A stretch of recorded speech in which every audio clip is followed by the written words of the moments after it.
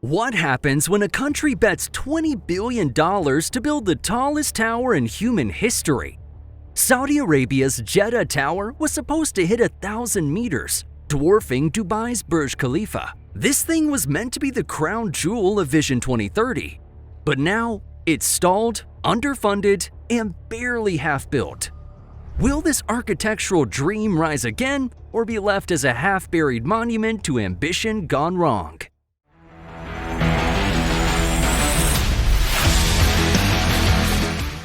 In 2011, Saudi Arabia made a bold promise to the sky. They didn't just want to compete with Dubai, they wanted to outdo it. Not with just another glittering tower, but with the tallest building humanity has ever dared to build. Jeddah Tower, once called Kingdom Tower, is a needle of ambition designed to pierce the heavens. A staggering 1,000 meters high, or 3,281 feet. To put that into perspective, it would have added nearly 200 meters on top of the Burj Khalifa. And guess what? It was designed by the same architect who created the Burj, Adrian Smith. But this wasn't about imitation. This was about evolution. Saudi Arabia wasn't following in Dubai's footsteps. It was leaping ahead. Because inside this vertical giant, there'd be a luxury Four Seasons hotel, residential apartments, office spaces, and an observation deck higher than any other on Earth. It would be a vertical city with views that stretched across the Red Sea. But this wasn't just a vanity project. The tower was meant to be the crown jewel of Vision 2030, Saudi Arabia's mission to transform itself from an oil-reliant kingdom to a diversified, future-facing economy. Jeddah Tower was going to be proof that they weren't just investing in steel and concrete. They were investing in legacy, a desert empire reaching for the clouds. But as we'll see, sometimes gravity has other plans. It all started with fanfare. In 2013, bulldozers rolled into the desert outside Jeddah, and the first steel and concrete of what would be the world's tallest tower began to take shape. Cameras flashed, officials smiled and waved, and the world watched as Saudi Arabia poured ambition into the sky. By 2018, Jeddah Tower had climbed to 256 meters, already taller than many of the skyscrapers in Europe. Over 200 massive piles have been driven deep into the earth to anchor the structure in notoriously soft and salty soil. The foundation was a pretty incredible feat in and of itself, designed to withstand not just height, but the harsh, shifting nature of the terrain beneath. But then, silence. No more cranes dancing. No more concrete trucks rumbling through the site. Just a lonely, unfinished column, a skeleton of a dream, frozen mid-reach. The energy that once buzzed around the site slowly drained away, like a machine powering down without warning. At first, it was brushed off as a minor pause, but then months turned into years. The initial construction budget, once estimated at $1.2 billion, ballooned as developers added infrastructure costs, urban development for the surrounding district, and dealt with constant delays. The total price tag swelled to over $20 billion. And still, the tower remained incomplete. Its upper floors imagined but never built. Its tip still missing from Jeddah's skyline. Visitors driving past the site saw not a record breaker, but a half-built monument holding its breath. And behind this stalled colossus, a tangle of complications began to unravel. When Saudi Arabia announced Jeddah Tower, the price of oil was booming, and so was confidence. It seemed the desert kingdom could build anything it imagined. But oil, as history proves, is a shaky foundation to build dreams on. In 2014, global oil prices took a nosedive. Billions vanished from Saudi government revenues almost overnight. And again in 2020, as the pandemic gutted global demand, the country was forced to reassess its spending. Suddenly, megaprojects once seen as visionary were now weighed against economic survival. Vision 2030, the kingdom's sweeping plan to pivot away from oil dependency. But instead of supercharging the tower's progress, the initiative began pulling focus elsewhere. Projects like NEOM and The Line, flashier, newer, and tied more closely to the Crown Prince's personal vision, started soaking up the spotlight and the money. Private investors noticed, and many of them, already jittery from the long delays, began quietly pulling back. Behind closed doors, the whispers grew louder. Was Jeddah Tower still worth the gamble? Then came a crushing blow. The Bin Laden Group, one of the project's primary contractors, was rocked by scandal. Accused of corruption and facing financial collapse, the group became radioactive. Work stalled, lawsuits loomed, and more time ticked by. Between 2018 and 2021, the tower's fate drifted into uncertainty. There were no official cancellations and no declarations of progress, just rumors, and a growing sense that this $20 billion behemoth was being left to rust beneath the Saudi sun. Some insiders began calling it the sleeping giant of Jeddah. Others weren't as kind, labeling it a modern Tower of Babel, cursed not by the gods, but by budgets, politics, and ambition stretched too thin. And still, the cranes did not move. From the start, the Jeddah Tower was daring gravity to say no.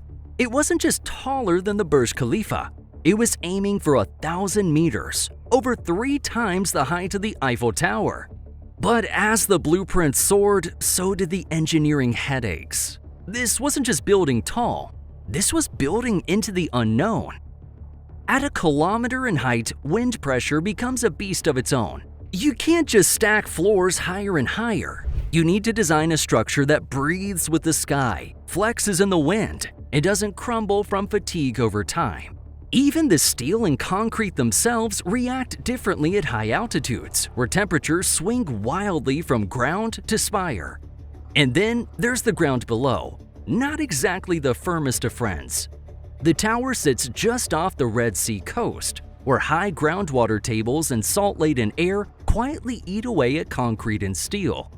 Foundations had to be sunk deep and protected against corrosion, adding layers of complexity few had truly solved before. Now, imagine yourself inside this tower. How do you move people a kilometer straight up? At the time of planning, even the most advanced vertical transportation tech was still in the concept phase. Double-decker elevators, magnetic levitation systems, mid-tower transfers. These were all part of the pitch, but none of it fully battle-tested. Add in labor shortages, especially after COVID-19 turned global construction into a standstill, and the result was chaos. Skilled workers vanished, equipment sat idle, and materials were stockpiled in warehouses waiting for a project that no longer had a contractor at the helm. Because after the Bin Laden Group was removed, no replacement contractor stepped in right away. For years, the site was like a grand symphony missing its conductor. The notes were there, but no one was there to play them. The world watched, wondering. The original dream was to cut the ribbon by 2020, a symbolic year for a symbolic structure. But instead of unveiling the world's tallest tower, Saudi Arabia found itself staring at a half-built monolith, frozen in time. Construction came to a full stop in 2018, and what was supposed to be a sprint to the skies became a 5-year pause, long enough for the world to forget, or worse, stop believing. The structure at 256 meters became a metaphor. The dream was stuck in concrete. Exposed rebar, unfinished floors, dust swirling where grand lobbies should have been. For nearly half a decade, Jeddah Tower stood like a question mark on the skyline, not rising, not falling, just waiting. Then, in late 2023, a faint heartbeat. News trickled out that a new contractor had been shortlisted. Quiet movement resumed at the base. But with no official update, no fanfare, and certainly no new completion date, it was hard to tell whether this was a revival or just CPR. Some say 2028 might be realistic.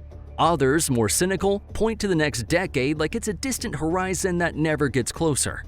Meanwhile, Dubai's Burj Khalifa still reigns supreme, casting a longer shadow with every passing year Jeddah Tower delays. Worse still, the world's attention has drifted. NEOM, The Line, And Saudi Arabia's trillion-dollar ambitions in the desert have stolen the spotlight once meant for Jeddah Tower. Time, once the tower's ally in breaking records, has become its silent rival. Because the longer the delays stretch, the harder it becomes to justify finishing it at all. Jeddah Tower was never just about height, it was about stature, not just in meters, but in meaning. For Saudi Arabia, this wasn't just a skyscraper. It was going to be a statement that Jeddah could rival Dubai, not just in scale, but in spirit. A message that Saudi Arabia wasn't just chasing progress, it was trying to outbuild it, outshine it, and redefine what a 21st century Arab city could be. This tower was meant to anchor an entirely new urban district, a sprawling $20 billion development of luxury hotels, shopping, tech hubs, and waterfront living. For Jeddah's residents, it was hope. For Saudi youth, it was a new skyline to aspire to. For the region, it was a bold attempt to shift the center of gravity away from its glitzier Gulf neighbor. But here's the emotional weight.